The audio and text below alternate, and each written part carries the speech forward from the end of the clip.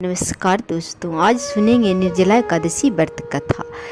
राजा अम्बरीश भगवान विष्णु के अनन्य भक्त थे। वे हमेशा भगवान विष्णु के पूजा और आराधना करते थे और निर्जला एकादशी का व्रत किया करते थे। एक बार निर्जला एकादशी का व्रत किया था और द्वादशी के दिन दुर्वासा ऋषि राजा अम्बरीश के यहाँ पधारे। राजा ने कहा कि हे ऋषिवर, आप भोजन करें। दुर्वासा ऋषि ने कहा कि हे राजन, मैं स्नान करके और आता हूँ।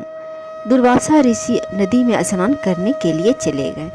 दुर्वासा ऋषि को लौटने में देर हो गई। तभी राजा अम्बरीश को कुल गुरु ने कहा कि अगर द्वादशी के रहते एकादशी का पालना नहीं किया जाए तो व्रत खंडित हो जाते हैं, क्योंकि त्रयोदशी में पालना करने से सभी पुण्यों का नाश हो जाता है। इसलिए द्वादशी रहते ही एकादशी का पालना करना चाहिए।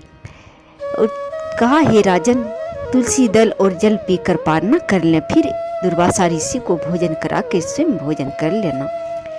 राजा अम्बरीश ने तुलसी दल और जल पी ही रहे थे कि दुर्वासा ऋषि पधारे और दुर्वासा ऋषि ने जल पीता हुआ राजा को देखा और श्राप देने लगा।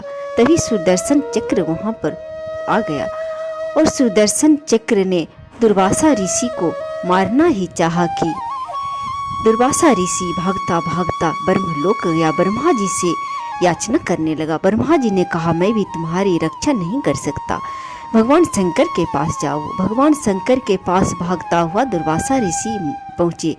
भगवान शंकर ने कहा कि मैं भी तुम्हारा रक्षा नहीं कर सकता, क्योंकि तुम एक भक्त का अपमान किया है। तुम विष्णु जी के पास जाओ। वहाँ से भागता हुआ दुर्वासा ऋषि भगवान विष्णु के पास गए। भगवान विष्णु ने कहा कि मैं भी तुम्हारा रक्षा नहीं कर सकता, तुम राजा अम्बरीश के पास जाओ और वही तुम्हारा रक्षा कर सकते हैं। वहाँ से भागता हुआ दुर्वासा ऋषि राजा अम्बरीश के पास गए। राजा अम्बरीश ने कहा कि हे श्री हरि, आप दुर्वासा ऋषि को क्षमा करें। दुर्वासा ऋषि अम्बरीश राजा के चरणों में गिर पड़े। राजा अम्बरीश ने भगवान विष्णु से प्रार्थना किया। तब सुदर्शन चक्र अंतर्ध्यान हो गए और राजा अम्बरीश ने दुर्वासा ऋषि को बचाया। ये तीनों लोकों में किसी ने भी दुर्वासा ऋषि का रक्षा नहीं कर पाया और एक भक्त ने ही दुर्वासा ऋषि का रक्षा किया। एकादशी व्रत का महिमा इतना है कि कोई देवी देवता भी एकादशी पुण्यों का वर्णन नहीं कर सकता।